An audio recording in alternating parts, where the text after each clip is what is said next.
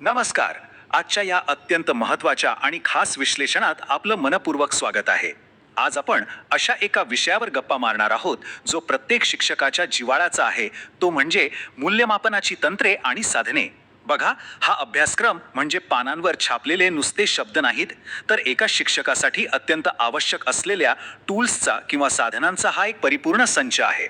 चला तर मग एका एज्युकेटर्स टूल किटच्या या उत्क्रांतीचा रंजक प्रवास आपण आज समजून घेऊया. तर आज आपण नेमक्या कोणत्या गोष्टींवर फोकस करणार आहोत? सुरुवातीला आपण मापनाचा पाया समजून घेऊ. त्यानंतर गुणात्मक आणि संख्यात्मक तंत्रे, काही विशेष साधने, पारंपरिक परीक्षा तंत्रे, आजची आधुनिक डिजिटल साधने आणि शेवटी अगदी परख या राष्ट्रीय धोरणापर्यंतचा आपला हा प्रवास असणार आहे. भाग एक, पाया म्हणजे आपली मूलभूत तत्वे. आता हे साहजिकच आहे की मूल्यमापनाचं कोणतंही साधन प्रत्यक्ष वापरण्यापूर्वी त्याची मूळ रचना किंवा ब्ल्यूप्रिंट समजून घेणं अगदी मस्ट आहे, बरोबर? इथे आपण सुरुवातीला मापन साधनांची प्रमुख वैशिष्ट्ये काय असतात ते बघणार आहोत. कोणत्याही आदर्श मूल्यमापन साधनाची ही 6 अत्यंत महत्त्वाची वैशिष्ट्ये आहेत आणि तीच या संपूर्ण प्रक्रियेचा कणा आहेत. विचार करा, जसं थर्मामीटरनं फक्त तापमानच मोजलं पाहिजे, वजन नाही. अगदी तसंच शैक्षणिक चाचणीमध्येही हे विशिष्ट गुण असणं अनिवार्य आहे. यामध्ये येते वैधता, म्हणजे चाचणी ज्यासाठी बनवली आहे तेच ती मोजते का? त्यानंतर विश्वसनीयता आणि वस्तुनिष्ठता, सोबतच उपयुक्तता, पर्याप्तता आणि हुशार व सामान्य विद्यार्थ्यांमधील फरक ओळखू शकणारी भेदक्षमता, ही 6 वैशिष्ट्ये मिळून एक परफेक्ट साधन तयार होतं. भाग 2, गुणात्मक विरुद्ध संख्यात्मक तंत्रे. गुणात्मक आणि संख्यात्मक यात नेमका फरक काय? अगदी सोप्या भाषेत सांगायचं तर गुणात्मक तंत्रे ही विद्यार्थ्याच्या विकासामागील का आणि कसे या प्रश्नांची उत्तरे शोधतात, तर दुसरीकडे संख्यात्मक तंत्रे आपल्याला किती या प्रश्नाचं अगदी मोजून मापून उत्तर देतात, ज्यात गुणांचा आणि आकडेवारीचा समावेश असतो. लक्षात घेण्यासारखी गोष्ट ही आहे की विद्यार्थ्याच्या प्रगतीचं पूर्ण चित्र समजून घेण्यासाठी या दोन्ही तंत्रांचा बॅलन्स साधत एकत्रित वापर करणं खूप महत्त्वाचं असतं.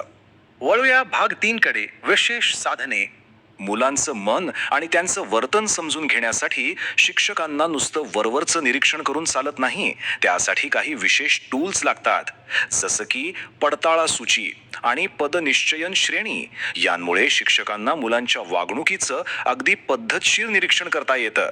तर दुसरीकडे मुलाखत आणि प्रश्नावली यांसारखी साधने विद्यार्थ्यांकडून थेट संवाद साधून त्यांच्या मनातील गोष्टी समजून घेण्यासाठी एकदम परफेक्ट ठरतात. आता यातलं एक अत्यंत भारी आणि खोलवर जाणारं तंत्र म्हणजे प्रक्षेपण तंत्र किंवा प्रोजेक्टिव्ह टेक्निक्स. याचं एक मस्त उदाहरण म्हणजे वाक्यपूर्ती चाचणी. विद्यार्थ्यांच्या सुप्त मनात काय चाललंय, त्यांच्या लपलेल्या भावना काय आहेत, हे शोधून काढण्याचं हे एक प्रभावी मानसशास्त्रीय साधन आहे.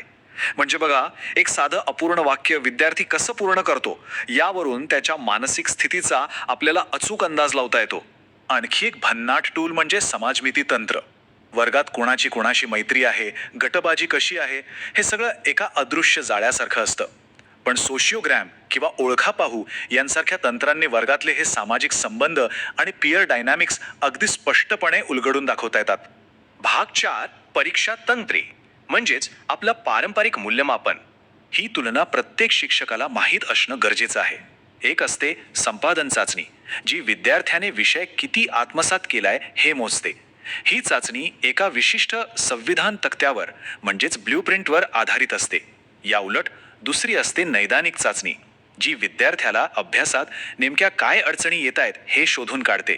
थोडक्यात सांगायचं तर पहिली चाचणी किती साध्य केलं हे सांगते, तर दुसरी कुठे गाडी अडकलीये हे दाखवून देते.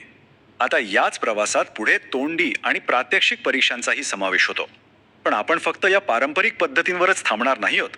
आता वेळ आली आहे थोडं मॉडर्न होण्याची. भाग 5, मॉडर्न अपग्रेड्स. बदलत्या काळानुसार आपलं हे टूलकिट सुद्धा अपडेट व्हायलाच हवा. इथे आपण पाहतोय क्षमताधिष्ठित मूल्यमापन. आता इथे फोकस नुसत्या घोकमपट्टीवर नसून प्रत्यक्ष उपयोजनावर असतो. यामध्ये प्रकल्प आणि पोर्टफोलिओ यांचा खूप प्रभावी वापर होतो. विद्यार्थी मिळवलेलं ज्ञान प्रत्यक्ष व्यवहारात कसं वापरतात, त्यांच्यातील कौशल्य कशी विकसित होत आहेत याचं अत्यंत अचूक मापन या पोर्टफोलिओच्या माध्यमातून करता येतं. आणि आजच्या या वेगवान युगात डिजिटल मूल्यमापनाला आपण कसं विसरणार? गुगल फॉर्म्स किंवा कहूट सारखे डिजिटल प्लॅटफॉर्म्स शिक्षकांचा खूप वेळ तर वाचवतातच, पण त्याचसोबत मुलांसाठी ही प्रक्रिया इतकी मजेची बनवतात की आपण परीक्षा देतोय हे त्यांना जाणवत सुद्धा नाही. पण थांबा, इथे एक महत्वाचा प्रश्न उभा राहतो. सगळंच पूर्णपणे डिजिटल करण्यामध्ये काही रिस्क आहे का? नक्कीच आहे.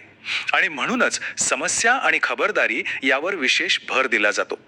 तांत्रिक अडचणी, इंटरनेटची कनेक्टिव्हिटी आणि सर्वात महत्त्वाचं म्हणजे मूल्यमापन करताना आपली वस्तुनिष्ठता टिकवून ठेवणं, या सगळ्या मर्यादांचं भान शिक्षकांना ठेवावंच लागतं.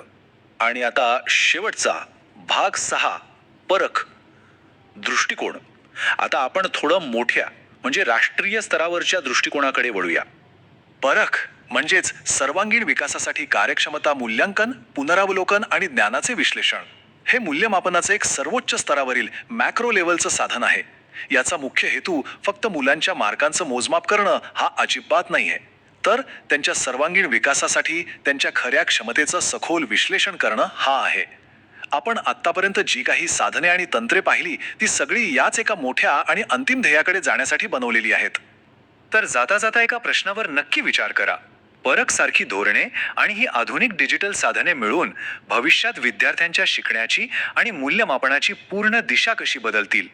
या बदलत्या टूलकिटचा अभ्यास केल्यावर एक गोष्ट मात्र नक्की, की हा भविष्यातील प्रवास खूपच रंजक आणि उत्सुकतेचा असणार आहे. अशाच नवीन गोष्टी शिकत राहा आणि एक्सप्लोर करत राहा.